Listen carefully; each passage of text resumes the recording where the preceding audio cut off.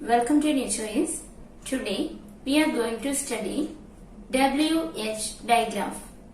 This has two types of pronunciation. First one, the wh letter combination can be pronounced w. That means h is not pronounced. Example, white. And second one, w not pronounced. That means w silent. Example, who. Let's learn some example words for these two types.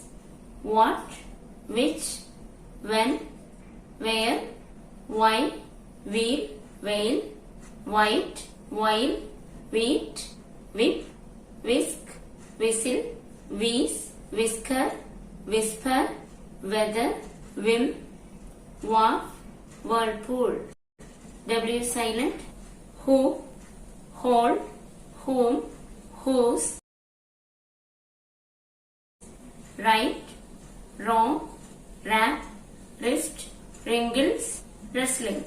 Thank you.